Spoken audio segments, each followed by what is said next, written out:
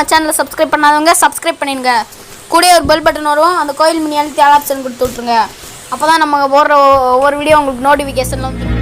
கவிமகன் YouTube channel உறவுகளுக்கு என்னுடைய அன்பான வணக்கம். ஸ்ரீராம ராம ராமேதி ரமே ராமே மனோரமே சகஸ்ரநாம தத்துல்யம் ராம நாம வரானனே. எல்லாம் வல்ல இறைவனின் திருவருளால் ஸ்ரீமத் வால்மீகி ராமாயணம் அயோத்தியா காண்டத்தில் 7வது சர்க்கத்தை இன்று சிந்திக்க இருக்கிறோம். வால்மீகி ராமாயணத்தில் இதுவரை சீராக சென்று கொண்டிருந்த கதை இனி அந்த கதையின் ஒரு மாற்றம், ஒரு ட்விஸ்ட் என்று சொல்லலாம்.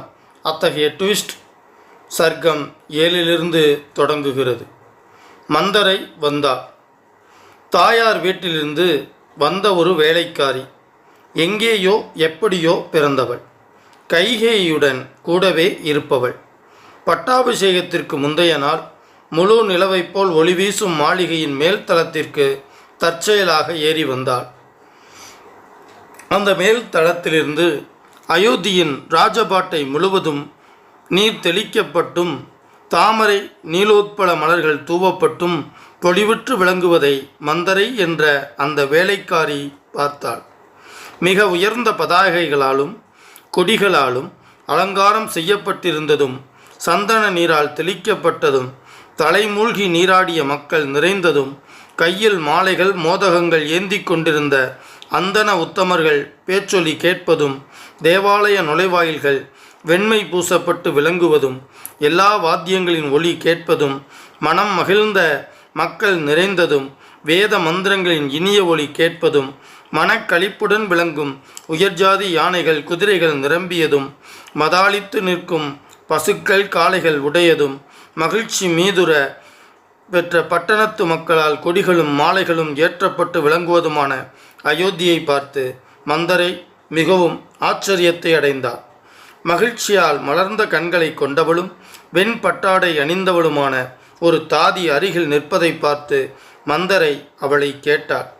எப்போதும் பண விஷயத்தில் சிக்கனமாக இருக்கும் ராமனின் தாயார் மிகவும் மகிழ்ச்சியுடன் ஜனங்களுக்கு பணத்தை வாரி வழங்குகிறாரே, ஏன்?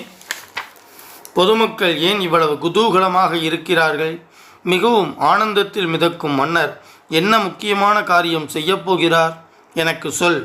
சந்தோஷ சாகரத்தில் மூழ்கியிருந்த அந்த செவிலித்தாய் ராமபிரானுக்கு ஏற்பட்டுள்ள மகத்தான சம்பவத்தை பற்றி கூனியிடம் கூறினார். கோபத்தை வென்றவரும் மாசு மறுவற்றவருமான ஸ்ரீராமனுக்கு நாளைய தினம் புஷ்ய நட்சத்திரம் கூடிய சுப வேளையில் மன்னர் தசரதர் இளவரசு பட்டம் சூட்டப்போகிறார். செவிலித்தாயின் சொற்களை கேட்ட கூனி தனக்குள்ளேயே மிகவும் கோபம் கொண்டவளாக கைலாசமலை போன்ற அந்த மாபெரும் மாளிகையின் மேல் தளத்திலிருந்து உடனே கீழே இறங்கினாள். கோபத்தால் கொதித்து கொண்டிருந்தவளும் தீய நோக்கம் உடையவளுமான அந்த மந்தரை சயனித்து கொண்டிருந்த கைகேயிடம் சென்று பின்வருமாறு சொன்னாள். அறிவு கெட்டவளே, என்ன படுக்கை வேண்டி கிடக்கிறது? பேராபத்து வந்திருக்கிறது உனக்கு. பெரிய துயரத்தில் சிக்கி அல்லற்படப் போவதை நீ இன்னும் அறியவில்லையே. உன்னிடம் மிகவும் அன்பு காட்டுவதாக வெளிவேஷம் போடுகிறார் உன் கணவர். உண்மையில் அவருக்கு உன்னிடம் பிரியமில்லை. வெளிப்பார்வைக்கு தெரியும் உன் பாக்கியமும் கோடை காலத்து நதி ஓட்டத்தைப் போல வற்றி கொண்டிருக்கிறது. நல்லதிலும் கெட்டதையே சுட்டி காட்டும் இயல்பினலும் மிகவும் கோபம் கொண்டவளுமான கூனியால் கடுமையாக கூறப்பட்ட சொற்களை கேட்ட கைகேயி மிகவும் துக்கத்தை அடைந்தாள். கைகேயி கூனியை பார்த்து, மந்தரையே, எல்லோரும் நலம்தானே? வாடிய முகத்துடன் மிகவும் துக்கப்படுகிறவள் போல் இருக்கிறாயே நீ என்றாள். கைகேயின் அமைதியான சொற்களை கேட்ட பேச்சில் வல்லவளான மந்தரை பொங்கி எழும் சினத்தோடு சில சொற்களை கூறினாள். கூனி கைகேயின் நலன் விரும்புபவள். அதனால் இப்போது மிகவும் முகம் வாட்டமடைந்து அவளையும் கவலைக்கு உள்ளாக்கி ஸ்ரீராமனிடம் வைத்திருந்த நல்லெண்ணத்தை நாசம் செய்யும் வகையில் அழுத்தமாகச் சொன்னாள். தேவி, முடிவே இல்லாத அழிவு உனக்கு ஏற்பட போகிறது தெரியுமா? தசரத மன்னர் ராமனை இளவரசனாக பட்டம் சூட்டப் போகிறாராம். அதை கேட்டது முதலாக துக்கமும் வருத்தமும் கொண்டு ஆழம் காண முடியாத பயம் என்னும் கடலில் மூழ்கியும் நெருப்பினால் தகிக்கப்பட்டும் தவித்த நான் உடனே உன்னிடம் செய்தியை சொல்லி உன் நலன்களை காத்து கொள்ளும் நடவடிக்கை எடுப்பதற்காக இங்கே ஓடோடி வந்தேன். கைகேயி, உனக்கு துக்கம் ஏற்பட்டால் அது எனக்கும் பெரிய துக்கம்தான்.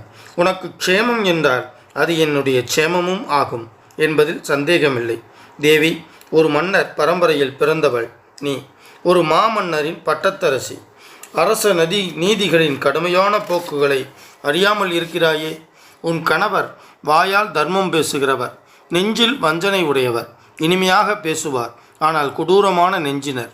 அவர் பேசுவதெல்லாம் உண்மை என்றே நம்பிக்கொண்டிருந்தாய் அல்லவா? இப்போது பார் அவர் செய்துவிட்ட வஞ்சனையை.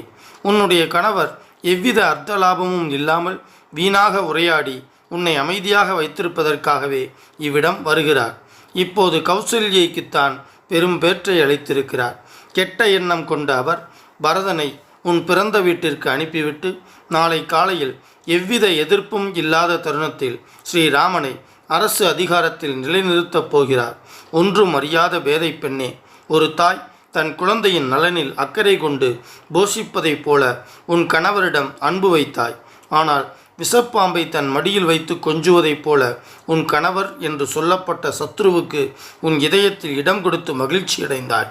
வெறுப்படைந்த சத்ரு அல்லது சர்ப்பம் எவ்வாறு நடக்குமோ அவ்வாறே தசரத மன்னர் மகனோடு கூடிய உன்னிடம் நடந்து காட்டியிருக்கிறார்.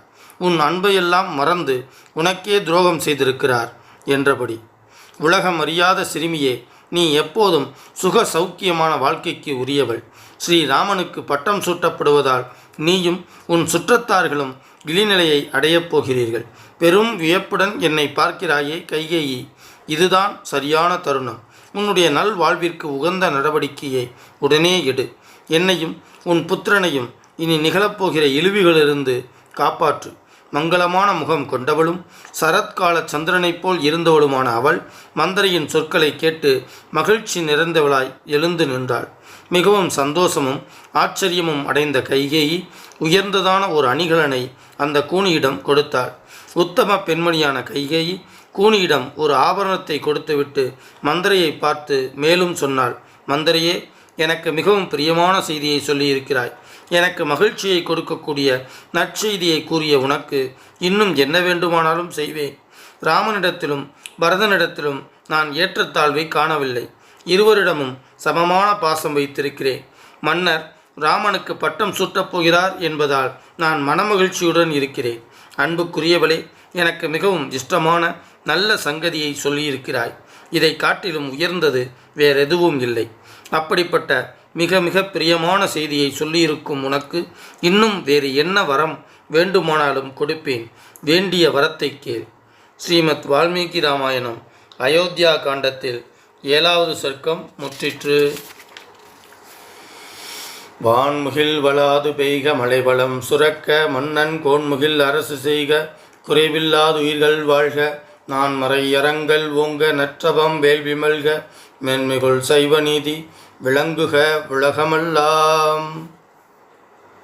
எண்ணிய முடிதல் வேண்டும், நல்லவே எண்ணல் வேண்டும், திண்ணிய நெஞ்சம் வேண்டும், தெளிந்த நல்லறிவு வேண்டும், பண்ணிய பாவமெல்லாம் பருதிமுன் பணியே போல நன்னிய நின்முன் இங்கு நசித்திடல் வேண்டுமன்னாய். மூர்த்தி எல்லாம் வாழி எங்கள் மோன குருவாழி அருள் வார்த்தை என்றும் வாழி அன்பர் வாழி பராபரமே. ஓம் சாந்தி சாந்தி சாந்தி. ஹரி ஓம். ஸ்ரீ குருப்யோ நமஹ. ஹரி ஓம். எல்லாம் வல்ல இறைவனின் திருவருளால் நாம் அஷ்டம சர்க்கா என்று அழைக்கக்கூடிய அயோத்தி காண்டத்தில் 8வது சர்க்கத்தை நாம் இனி பார்க்க போகிறோம். அன்பு நண்பர்களே, எப்படி நல்ல நீரிலே சிறு விஷம் கலந்தால் அது ஆளை கொள்ளும் நஞ்சாக மாறுமோ அதுபோல இப்போது கூனி மந்தாரையால் கைகேயின் மனம் நஞ்சு கலக்கப் போகிறது. அதனை நாம் அடுத்த சிந்தனையில் சிந்திப்போம். ஹரி ஓம். எல்லோருக்கும் இன்பமே விளையட்டும். சொன்ன மாதிரி 8 திக்குகளிலும் இந்த தமிழை கொண்டு சேர்க்க வேண்டும் அப்படின்னா நீங்க சப்ஸ்கிரைப் பண்ணணும், லைக் பண்ணணும், கமெண்ட்ஸ் பண்ணணும். நன்றி, வணக்கம். வரைக்கும் நம்ம சேனலை சப்ஸ்கிரைப் பண்ணாதவங்க சப்ஸ்கிரைப் பண்ணிடுங்க. கூடயே ஒரு பெல் பட்டன் வரும், அந்த கோயில் மணி அழுத்தி ஆல் ஆப்ஷன் கொடுத்து விட்ருங்க. அப்போ தான் நம்ம போடுற ஒவ்வொரு வீடியோ உங்களுக்கு நோட்டிஃபிகேஷனில் வந்துடும்.